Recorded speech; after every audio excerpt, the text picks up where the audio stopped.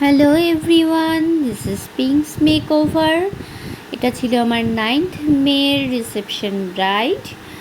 তো ওকে reception look দিয়েছি। ওর লুকটা কেমন হয়েছে তোমরা দেখো, দেখে আমাকে জানিও কেমন হয়েছে, কেমন লাগছে ওকে।